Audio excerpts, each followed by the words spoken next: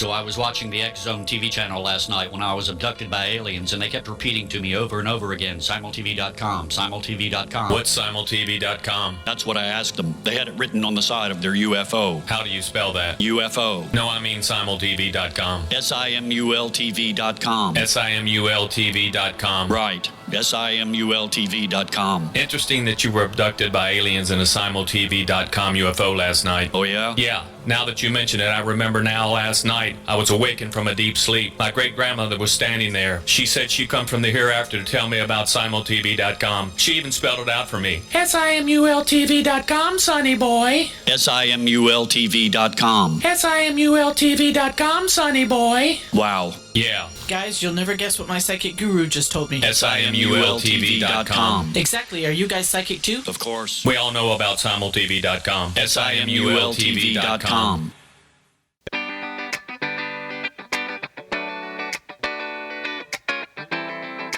Welcome to the Connecting with Coincidence radio show with Dr. Bernie Beitman, MD, bringing together the world's synchronicity experts to help you use meaningful coincidences to develop spiritually, psychologically, and practically. For more information, put Connecting with Coincidence into your web browser to find the book, website, Psychology Today blog, YouTube channel, and Facebook page. And now, here is the host of the Connecting with Coincidence radio show, Dr. Bernie Beitman, MD.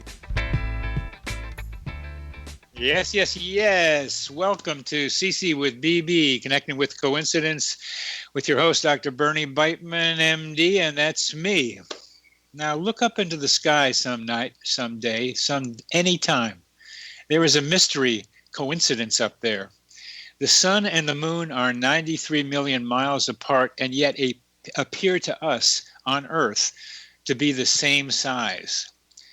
Their diameters are directly proportional to their distances from the Earth. Remember the solar eclipse. The moon passes in front of the sun, blocking the light, making daytime into night. The moon is just the right size at just the right distance to act as if it's the same size as the sun. What a coincidence. What? A coincidence? And what about chlorophyll? Without chlorophyll, food production would be non-existent. We do live on sunlight through a gift from chlorophyll. How'd that happen? Scientists still don't know how chlorophyll evolved, except that it seems to have started in bacteria. Another mystery. We here experience meaningful coincidences. We are coinciders. We become insiders together, finding the symbols popping up around us. We look through the lenses of synchronicity and find guidance and connections superior to the filters of conventional reality. Our minds are immersed in our mental atmosphere, and we sense the future and can find our own human GPS. Sharpen your sensitivity to coincidences, examine their potential use and explanations, read my book, Connecting with Coincidence, and learn along with me. Synchronicity, spoken here. Our guest today is Joe Cambray. Joe is President, CEO, and Provost of Pacifica Graduate Institute. He has recently co-edited a book called Applications from Scientific, Historical, and Cross-Cultural Research. He is past president of the International Association for Analytical Psychology, a Jungian group, and has served as the U.S. editor for the Journal of Analytical Psychology. Dr. Cambray is a Jungian analyst in Santa Barbara, California. Other publications of his include the book based on his Fay Lectures, Synchronicity, Nature and Psyche in an Interconnected Universe. Welcome to the show, Joe. Oh, thanks very much, Bernie. It's a delight to be back. Oh, I'm so glad to have you, Joe. I like that title of the Synchronicity, Nature and Psyche in an Interconnected Universe. What are you trying to say with that phrase, interconnected universe? Well, it's an evolution of the thinking that I see behind the concept of synchronicity. You know, Jung first formulated the idea in about 1928, but he didn't really fully articulate the vision until he produced his major monograph on it and that was in the late 1940s. And if you look horizontally across at what's happening in culture at that moment, you'll see that this is the emergence of the contemporary views of cosmology. The Big Bang Theory dates from exactly that period. And we know that one of Jung's primary correspondents during the development of his ideas of synchronicity was Wolfgang Pauli, the Nobel Prize-winning physicist. And so in starting with that lens, looking more deeply into what was he trying to do with the synchronicity concept. First, I think we need to look at multiple levels. One, he was discussing a clinical set of phenomena, personal phenomena in his own experience. But more deeply, he was really looking at the structures of reality. And he and Pauli together came to the argument that we've missed something in the West about the fundamental nature of reality, that we were talking about space-time causality, but we missed something about the pattern forming that was a larger field phenomena that isn't captured in individual isolated events, but rather it's a quality of time and space. And he makes comments like, in moments of synchronicity, it's as if time and space collapsed to almost zero. Well, of course, that's the same language of the Big Bang. And so putting synchronicity in at that level says that it is something that permeates the nature of our world. Some of the examples that you were talking about, sun, moon, eclipse, coincidence, evolutionary forms of biochemicals that are remarkable from our perspective, fit within this kind of model of pattern forming adaptive responses to the nature of reality. And so in that, you begin to talk about complex adaptive systems here. So it sounds like complexity theory is underneath what you just said. Yes, I think that it wasn't available when Jung first formulated the concept, but if you use those terms and that approach, it begins to lead into a contemporary vision that does go exactly to the point of the interconnected universe.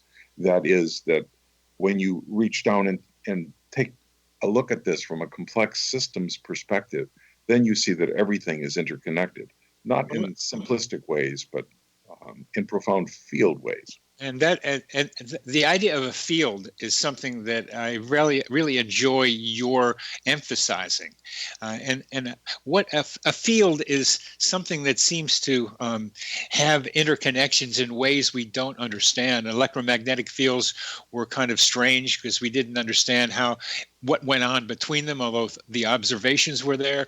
Once you make the observations, then you begin to see how the interconnections work. But let me give you a story I had, and I would like to see how we can go to interconnectedness from a recent coincidence I had. I was thinking about the relationship between the word the idea of liking somebody and being like you. I am like you and I like you. Those are two different uses of the word like. Yes, I am like you and I like you. And I was going to write about it, and that was yesterday. And then I opened up our local, one of our local newspapers, and I saw a cartoon comic strip by Jen Sorensen that used the same two concepts in it. Uh-huh. Yeah, aha. So it's that what you just laughed. I appreciate that. The emotional response of the coincider or the person experiencing the synchronicity is so key to understanding and looking at it. But how do you view my experience with I am like you, I like you, and seeing that cartoon? How does that fit with what we're just talking about? I think there's a very interesting area of psychology that needs further exploration, and that is the notion of empathy. Because liking you or being like you both turn around the concept of how I internalize you, how I see you, I listen to you, and how that strikes me, not just at a conscious level, but at a deeper level. You know, empathy we sometimes confuse a bit with sympathy. But empathy is really being able to internalize the other and get a feeling of why they might be thinking or acting in a particular way. And the question is, that's an evolved human trait. We probably have neurophysiology that allows us to resonate with others. It's a field resonation issue. There's some work on this in terms of what are called mirror neurons. These are neurons where they were discovered in the mid-1990s in some animal experiments when they were looking at just simply motor patterns where a monkey was picking up a peanut to eat, and someone, in quote, accidentally left the machine on during a lunch break, and suddenly they began to get signals, but they looked at the monkey and it wasn't moving. And they realized, by the way the electrodes were placed, finally they realized that the monkey was watching them eat. It was watching the experimenters perform the same kind of action, so that this neuron was firing whether you perform the action or whether you observe or hear the action. And since then, a lot of development has gone in this direction to show that this is very much a part of human neurophysiology, and that it is a communication system about the way we internalize the external world, and in fact, maybe one of the neurophysiological bases of empathy. So that feeling is when I told the story I was bringing up is brought up empathy from you, and I was asking you about fields, and what I was wondering about with fields, not that what empathy and synchronicity are more related. I think we could get to that, but here I was thinking something that someone else had been thinking and ran across it on the same day that I was thinking about it. And there's a field there somehow. And I think that's part of what what I'm asking you about is, how does that field work? We're coming to the end of this segment, but there's an interconnectedness between that comic book writer or that comic strip person and me in some way, and that interconnection is something that I would like to be able to continue discussing in our next segment, because when you talk about fields, and I've seen you talk about it, I think you're really onto something. You are listening to Connecting with Coincidence with your host, Dr. Bernie Beitman, MD, on the X-Zone Broadcast Network, and our guest is Joe Cambray, and we are talking about fields.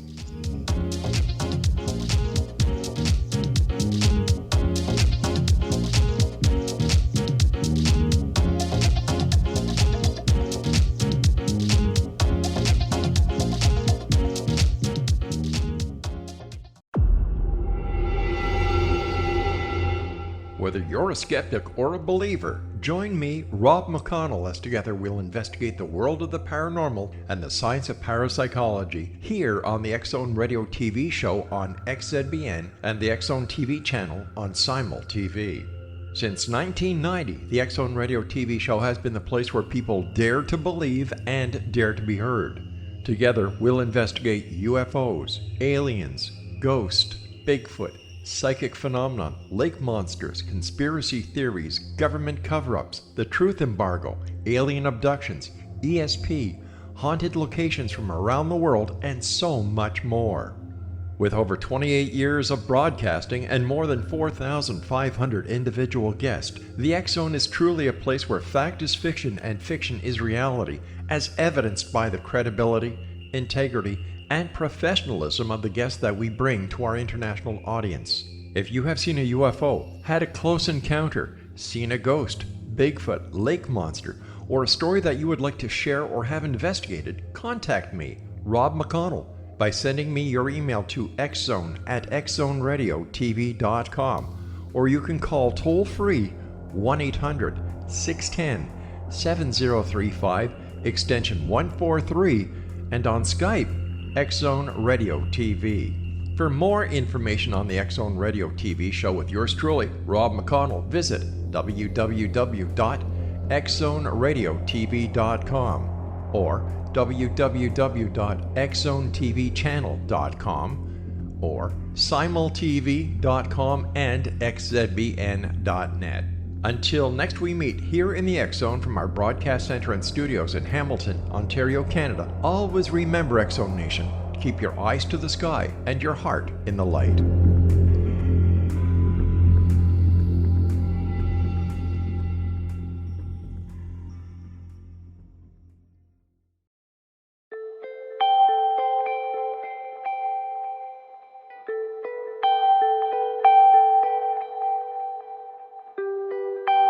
It's hard to listen to the news without realizing we're living in volatile, unprecedented times. Yet never has there been such an opportunity to transform the human condition. As old structures fail, where can we find the guidance to co-create a better way? Find Your Path Home is an ever-evolving, leading-edge information, education, and healing resource center designed to support and guide you on your path to unity and enlightenment. Based on sound principles employed by shamans worldwide, we provide techniques that can support you through the current transitions, offering online shamanic classes, international long-distance shamanic healing sessions, complimentary Mission Evolution radio episodes and Stairway to Heaven TV vignettes, seminars, retreats, and much more. All of this can be found on findyourpathhome.com.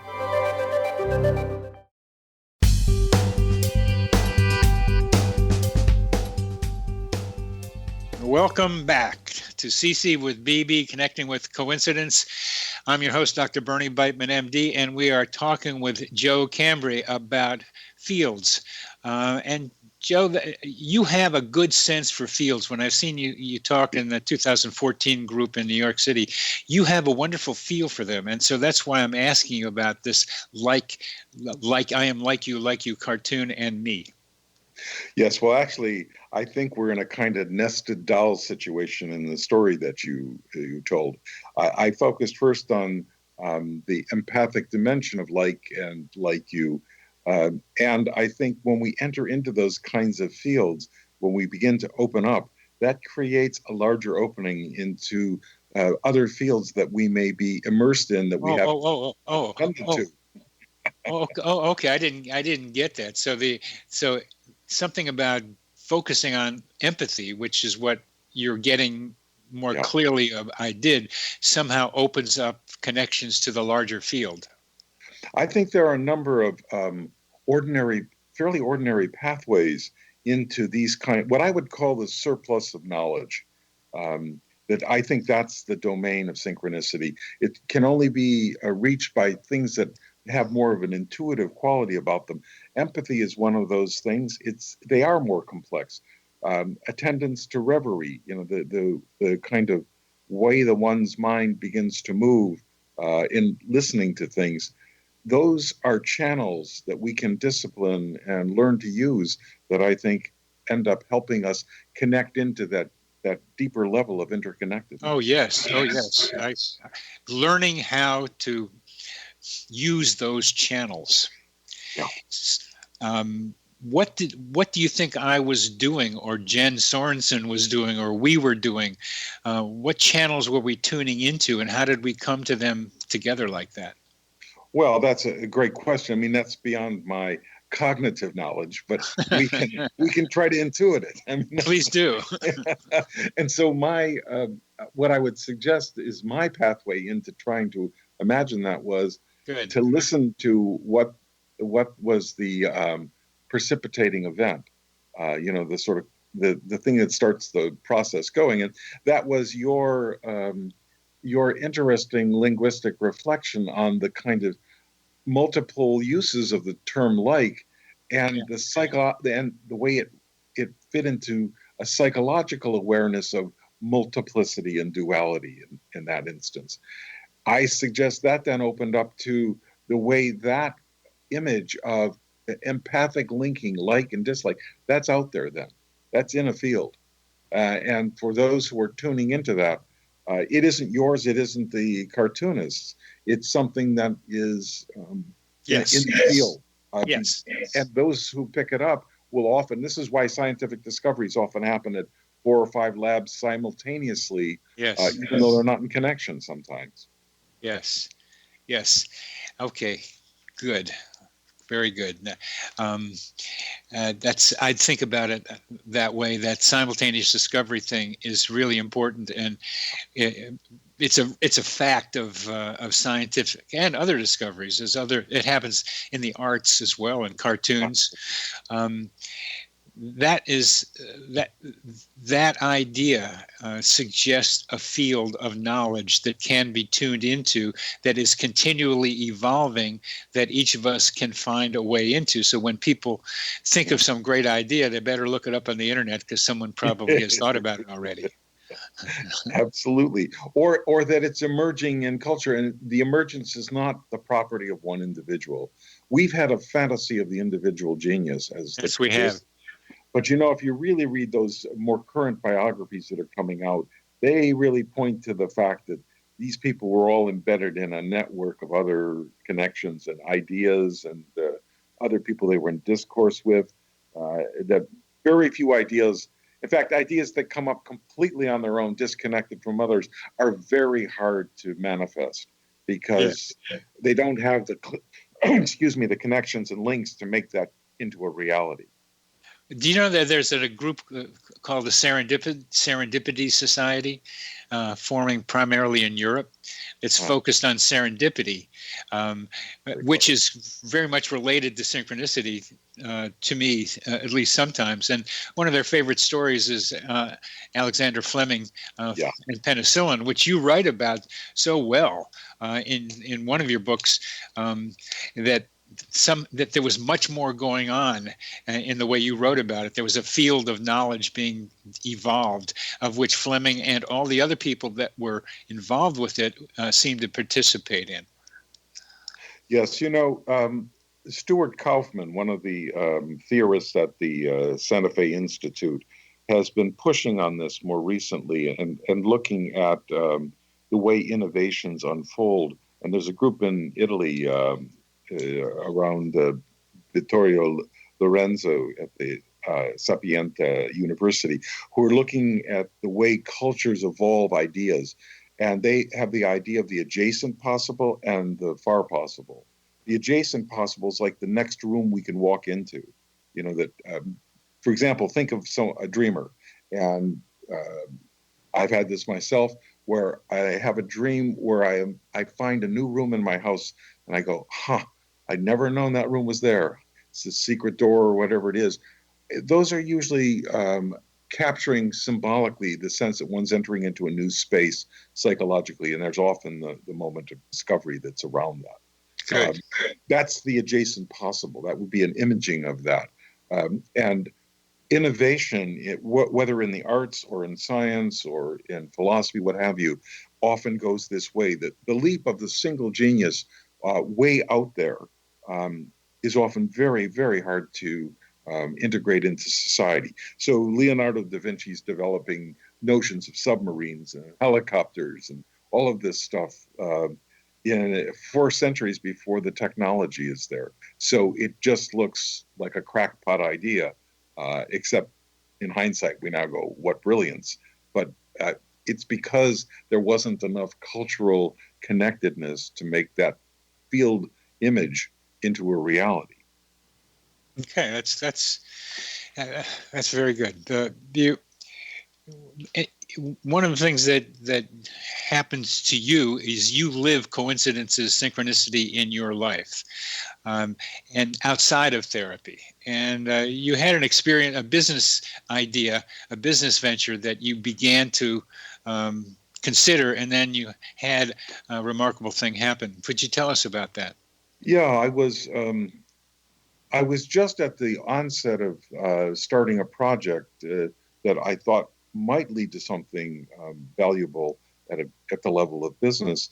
And I was thinking about what steps. I was being very causal and thinking in a very systemic, step-by-step fashion. And I was really trying to think what I needed to do to get ready to create a field so that there would be investors. Well, before I could do anything, through a friend, someone else came in and said, I've been looking for something to invest in along these lines. And I was shocked because it was a mirror image of what I'd been thinking about. So we sat down and we talked, and we talked actually about the coincidence that he didn't know about this project, and I certainly hadn't yet articulated it to anyone. So, Well, aren't you behind this? Behind what happened here, talking about some of the same things we had just been talking about, a field of yes. knowledge, so that ideas evolve in this field, and you picked out this idea, and your friend was tuning into this same layer of knowledge and brought it to the guy that maybe somehow he knew would be interested in it. Yeah, this is kind of intuitive communication that goes Yes. across friends into networks. There's some very strange sociological research that I've occasionally bumped into. One about weight gain and loss that I saw, where the researchers were looking at the network of friends, trying to correlate your own weight gain and loss to your friends, because those are the people you probably eat with the most often and so forth. And there should be some reflection there. Well, the correlations were rather low. And then someone looked out at the friends' the second degree effect, and there, lo and behold, a correlation came up. That there was a communication that seemed to go on between the friends of friends. There's an intermediary there that was more powerful than the direct interaction. Nobody could explain it.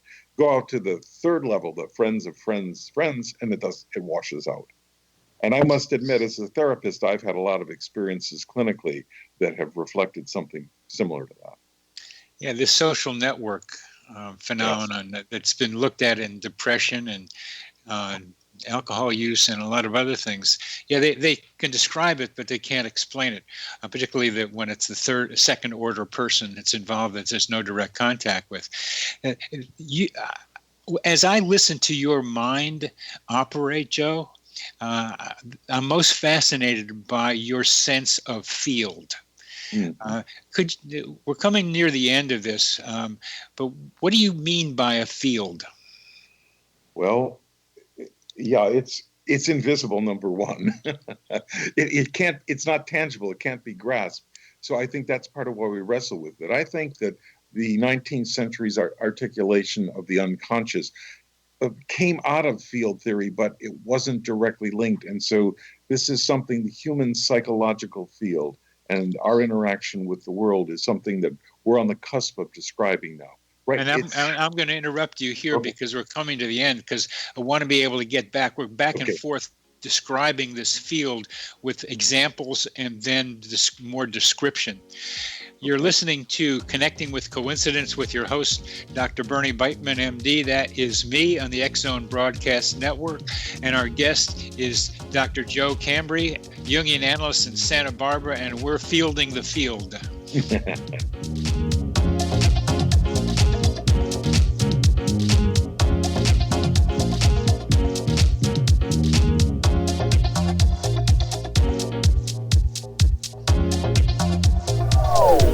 They are here, and they've been here for thousands of years, making their presence known in the shadows. They might be seen by a lonely motorist on a deserted road late at night, or by a frightened and confused husband in the bedroom he is sharing with his wife. But who are they? What do they want? Why are they here? Perhaps most concerning, has the government been aware of their presence all along? The new book by L.A. Marzulli, UFO Disclosure, the 70-year cover-up exposed, delves into the world of UFOs. Can full disclosure be soon? Order now and receive a free hour and 37-minute DVD on the UFO phenomenon. UFOs are real. Get both the book and the DVD, a $40 value, for only $19.99. To order your book and DVD today, go to lamarzulli.net. That's LAMARZULLI.net. Rob McConnell here, presenting an overview for Nicholas Paul Jennings, author of a fascinating book, Amen. It presents facts revealed by Egyptologists, facts that enable us to understand why Amen is the beginning of creation of God. It provides recommendations for religious leaders of the major religions to unify their beliefs and teach the Word of God. Love one another. Amen informs people how mankind conceived God. It was the Egyptians that developed the concepts of a soul, a hereafter, and Son of God. And finally, after the worship of many gods, they conceived the belief in one universal God, the maker of all there is. For more information, visit www.futureofgodamen.com. That's www.futureofgodamen.com.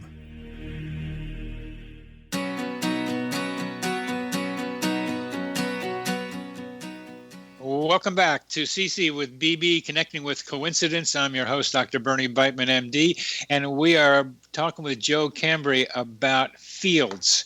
And we don't mean a baseball field. We don't mean a football field. We mean something that is more abstract, which Joe says you can't sense. But I think sometimes I can sense what I would call energy fields.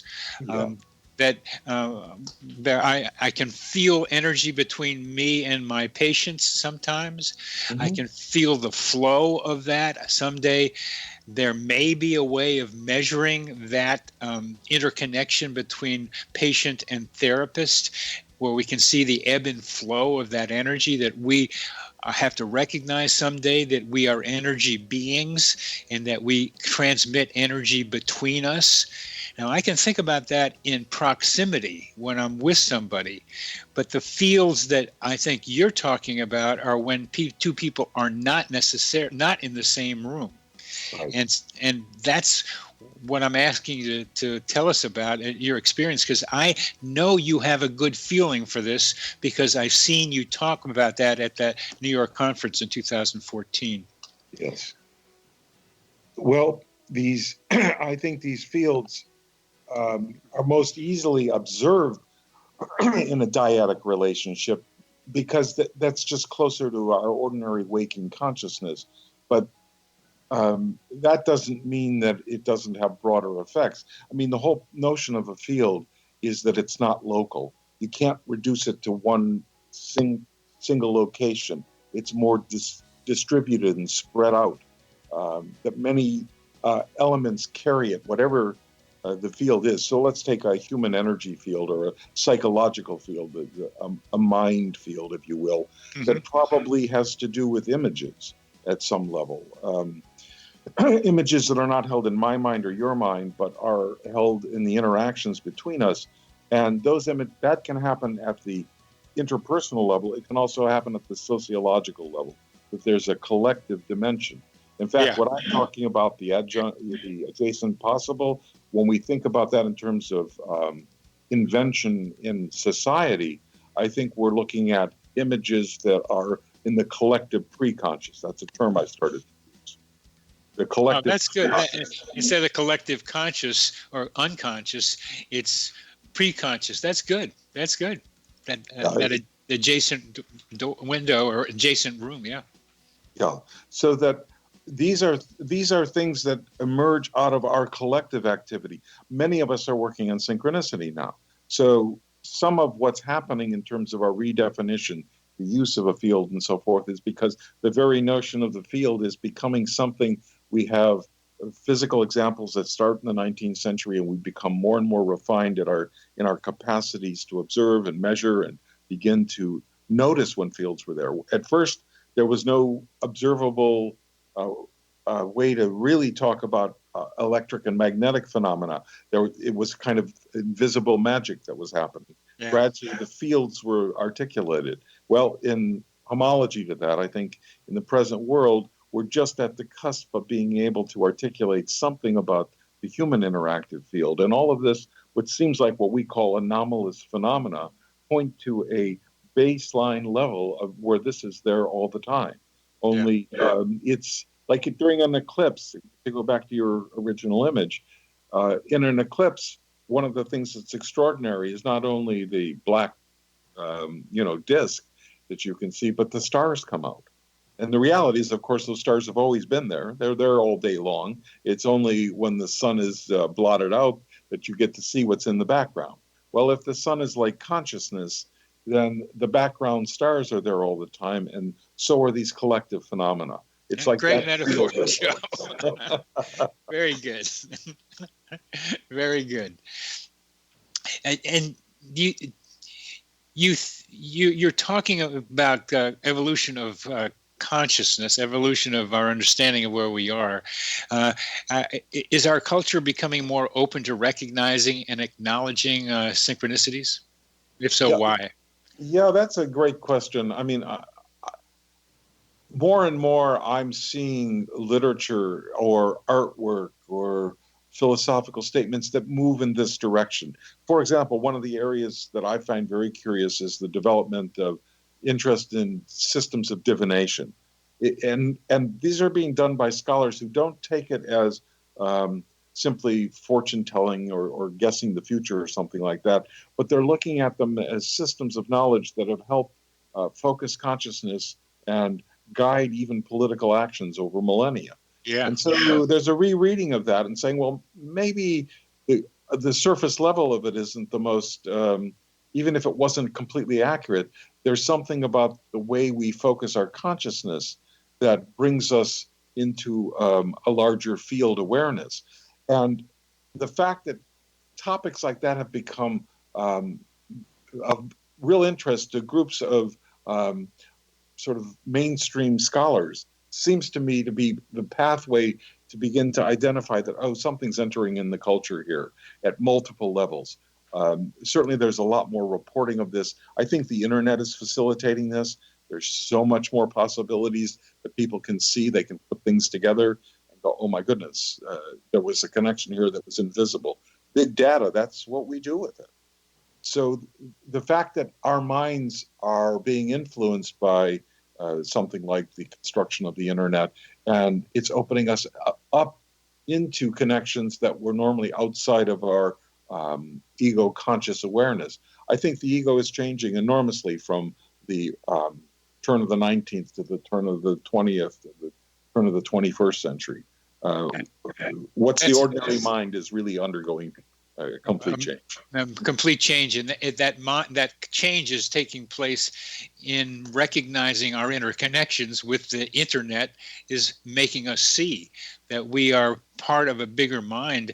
That a lot of coincidences that I've been able to follow have to do with mind internet connections, where you're thinking something and you find it on the internet and it isn't consciously directing the flow of your search, somehow just randomly, whatever that means now, running around in the internet, you find something that really matches what you're looking for. So the internet as an accelerator of synchronicity awareness is an interesting concept. I also add, for a paper that I can't find, that societies in the midst of major change also see more parapsychological events. It's kind of like with synchronicity for an individual. When things are in flux, when there's major transitions, great need, high emotion, you're going to experience more synchronicities. And I think that's another reason why we may be seeing more synchronicities being reported and experienced.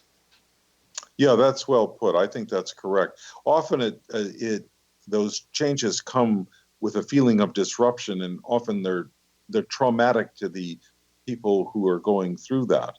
I think that's, and I've looked clinically at this phenomena, the way traumatized victims often end up communicating unconsciously through synchronistic phenomena. It's as if their psyches are saying, I don't know how to talk about this, but here's what it feels like.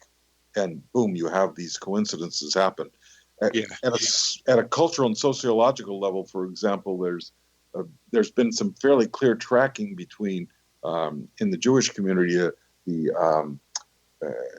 traumas that have happened and the interest in Kabbalah and the flourishing of a kind of more mystical awareness that's one that's focused on a more distributed, non-local vision of the world and the universe. So I think it's part of our DNA. It's part of who we are as human beings to move in that direction. And you can get to this field of everyone in a lot of different ways, but the proximal way of doing it is recognizing that when two people get into a relationship, a third entity is formed.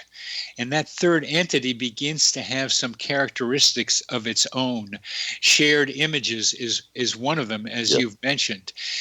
This I call it 0 equals 2, that the 0 represents the two people coming together and losing each of their identities and becoming a new identity, and the 2 is the separation. And that 0 equals 2 in good relationship tends to mean that we're together, but also we have our separateness, because that connectedness, that new entity that's made up of the two people is a new entity, and it's something that gets fed to with their own individual identities. Yeah, so I think what, from a sort of more analytic perspective, what you're saying is what we observe in terms of when there's an unconscious to unconscious connection, that bond is larger, and it's larger than either individual, and it can become a source of real creativity. It can be a source of difficulties, but oftentimes if you enter into a reflective understanding of it, it really opens things up for us. It really does. How about in non-analytical? How about outside the therapeutic relationship? What about how that applies to people in relationships? Well, I think anytime there's an intensification of emotional connectedness, it starts to activate the field. I mean, one of the things that it's pretty clear to me in talking about field phenomena is that our emotions, the mobilization of our affects, brings energy to that field. We feel it biologically, somatically in our bodies, but I think we also resonate with it psychologically. And there is an interaction at the level of the internet. This is not my own. I'm sorry, but we can go to the internet when we finish. We're getting to the end of this, but the emotion is so very important. You're listening to Connecting with Coincidence. I'm your host, Dr. Bernie Beitman, MD, on the X-Zone Broadcast Network, and our guest is Joe Cambray.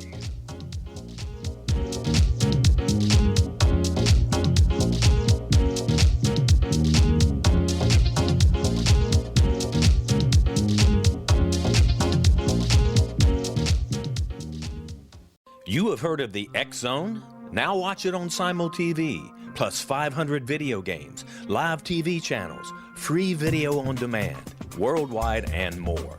Does this sound like tomorrow's television? Well, it is, but you can have it today, right now. It is Simul TV. Simul TV offers what the others only wish they could provide. 15 exclusive channels like X-Zone, Sci-Fi, and Horror. We are worldwide. No other provider offers that. 500 built-in video games. No need to have an extra expensive system. We have them included. Free video on demand. Live streaming events from around the world. Interactive online network, and much more. Tomorrow's TV today. Simul TV. Sound too good to be true? Well, it's not. You can have Simul TV today. Sign up at simultv.com. Do it today. They are here, and they've been here for thousands of years, making their presence known in the shadows. They might be seen by a lonely motorist on a deserted road late at night, or by a frightened and confused husband in the bedroom he is sharing with his wife. But who are they? What do they want? Why are they here? Perhaps most concerning, has the government been aware of their presence all along? The new book by L.A. Marzulli, UFO Disclosure, the 70-year cover-up exposed, delves into the world of UFOs. Can full disclosure be soon? Order now and receive a free hour and 37-minute DVD on the UFO phenomenon. UFOs are real. Get both the book and the DVD, a $40 value, for only $19.99. To order your book and DVD today, go to lamarzulli.net. That's LAMARZULLI.net.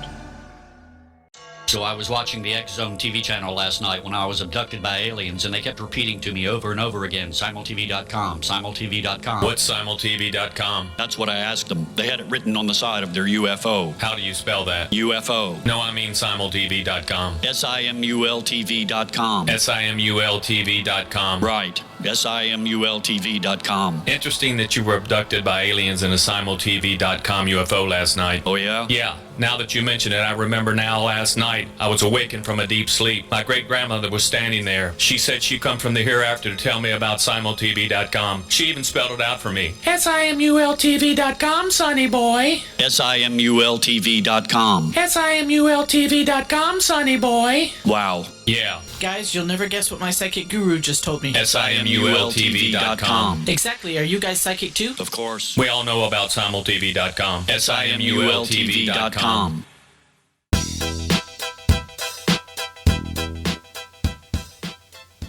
Welcome back to CC with BB, and we're talking with Dr. Joe Cambray about feelings and interconnectedness and maybe the internet. Joe, where were you going with feelings and the internet? Well, some research that I did a little while ago with a number of therapists about using Skype to do psychotherapy, and the way during psychotherapy sessions on Skype, when emotions get charged and really coming up, oftentimes that's the moment of disruption of the internet field. There, literally the signal breaks up, things pixelate, voices get lost, and sometimes you have to reconnect.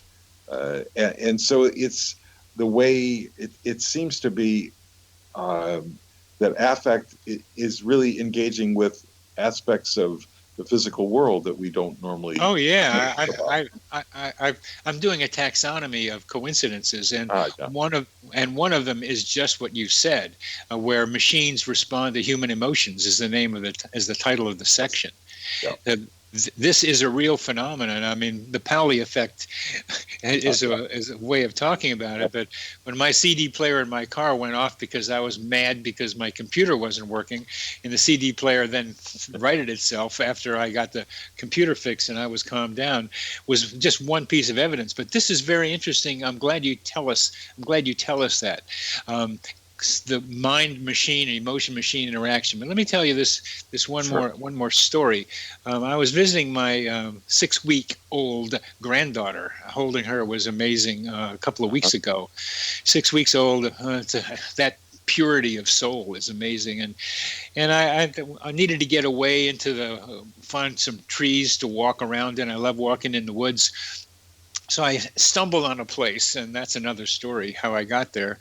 I'm not familiar with Melrose, Massachusetts very much. Oh, and so I walked in the woods. I was surprised to find I was happy to be there, and I started singing. Somewhere over something I was singing. I was really happy, and I saw a guy coming towards me, and he seemed friendly enough. He said hi to me in a nice way. I said, "Wouldn't it be great if life were a musical?" And he said to me, "Did you say that because I was singing?" And I said, "No, I said it because I was singing.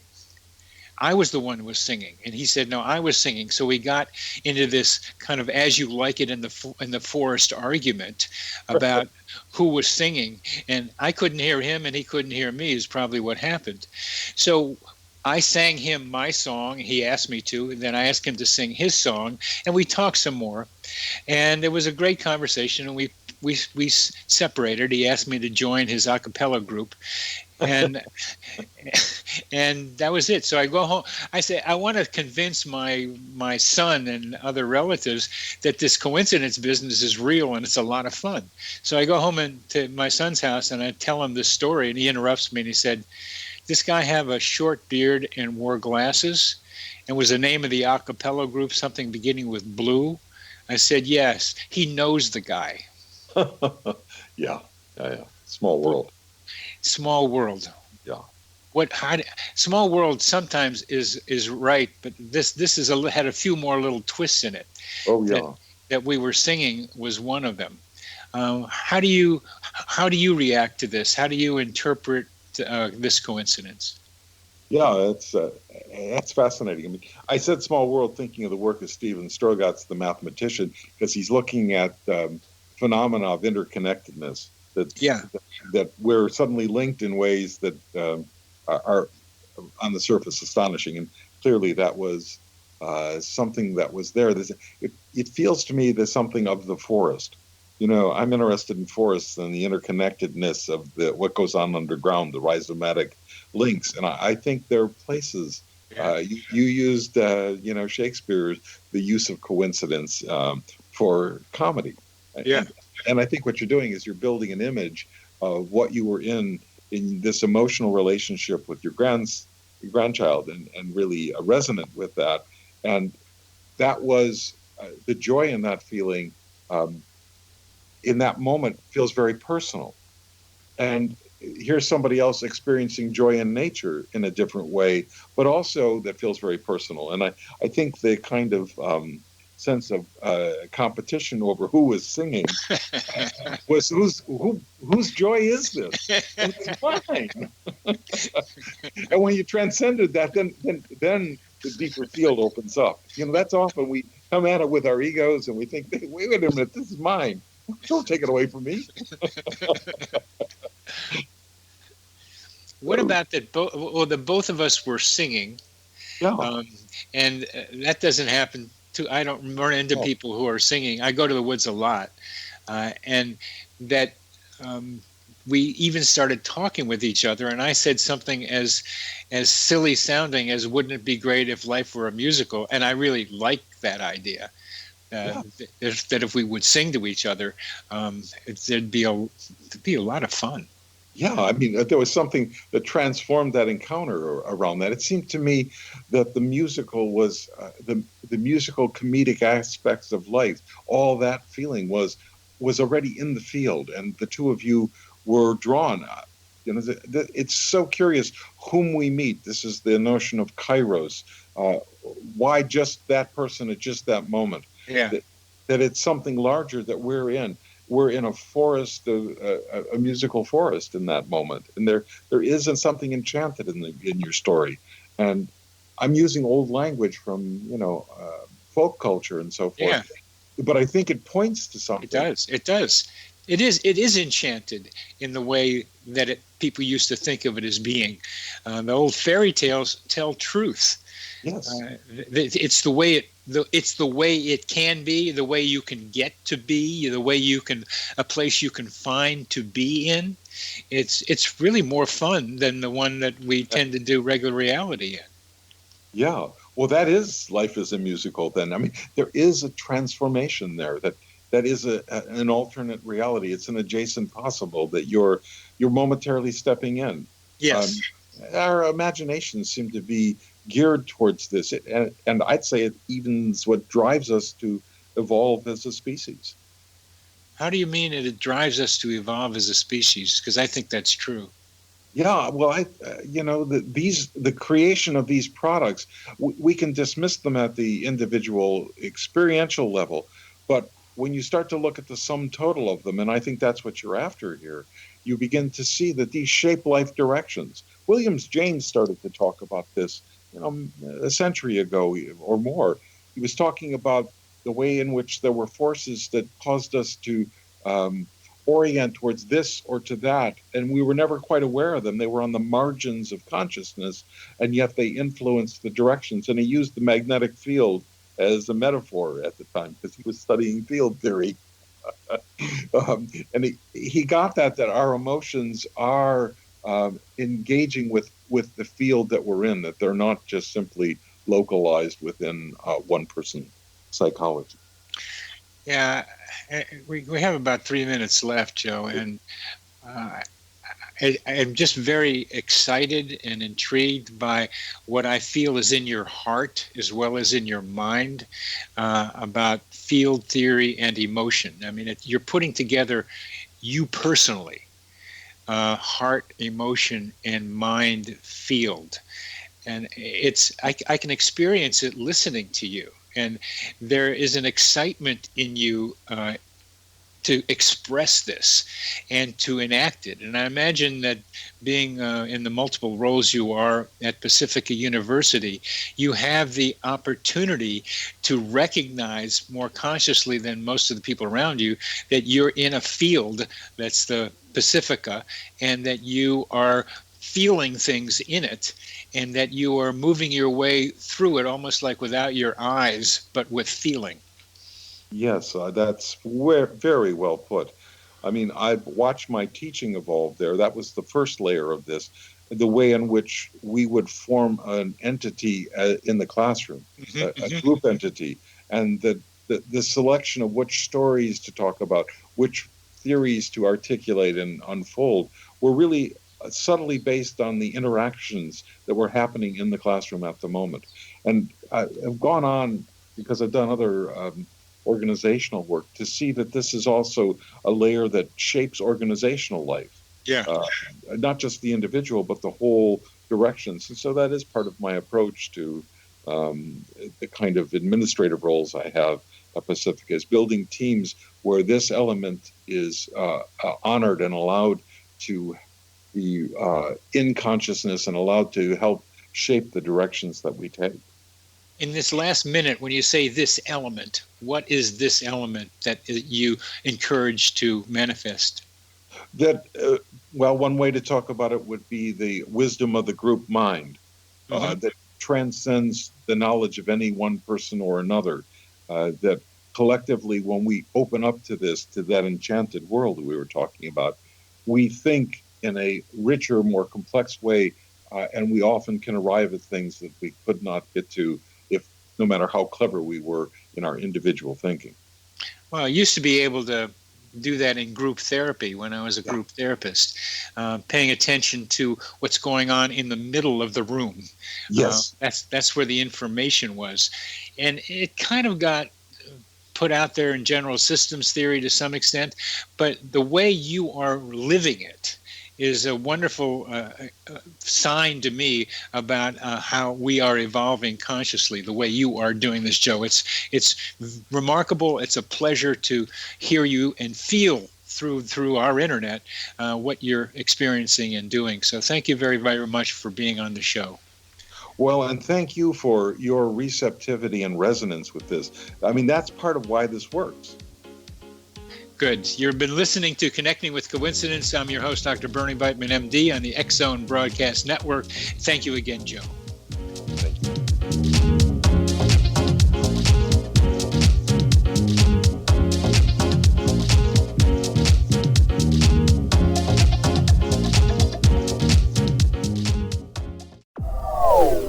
They are here, and they've been here for thousands of years, making their presence known in the shadows. They might be seen by a lonely motorist on a deserted road late at night, or by a frightened and confused husband in the bedroom he is sharing with his wife. But who are they? What do they want? Why are they here? Perhaps most concerning, has the government been aware of their presence all along? The new book by L.A. Marzulli, UFO Disclosure, the 70-year cover-up exposed, delves into the world of UFOs. Can full disclosure be soon? Order now and receive a free hour and 37-minute DVD on the UFO phenomenon. UFOs are real. Get both the book and the DVD, a $40 value, for only $19.99. To order your book and DVD today, go to lamarzulli.net. That's LAMARZULLI.net.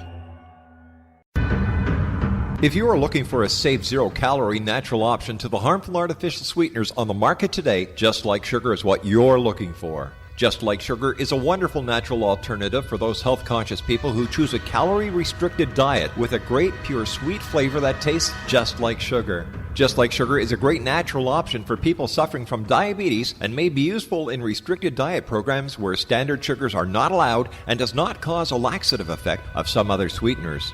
Just Like Sugar comprises a perfect blend of chicory root fiber, natural calcium, natural vitamin C, and Just Like Sugar's sweetness comes from the natural flavors from the peel of the orange. Just Like Sugar is a natural alternative to harmful artificial sweeteners and will change the way that you believe all natural sweetener products taste. Just Like Sugar is available at your local Whole Foods markets, Wild Oats markets, Henry's, Sun Harvest, and many other fine natural food stores in the U.S., Canada, and worldwide. You have heard of the X-Zone? Now watch it on SimulTV, plus 500 video games, live TV channels, free video on demand, worldwide, and more. Does this sound like tomorrow's television? Well, it is, but you can have it today, right now. It is Simul TV. Simul TV offers what the others only wish they could provide. 15 exclusive channels like X-Zone, Sci-Fi, and Horror. We are worldwide. No other provider offers that. 500 built-in video games. No need to have an extra expensive system. We have them included. Free video on demand. Live streaming events from around the world. Interactive online network, and much more. Tomorrow's TV today. Simul TV. Sound too good to be true? Well, it's not. You can have Simul TV today. Sign up at simultv.com. Do it today.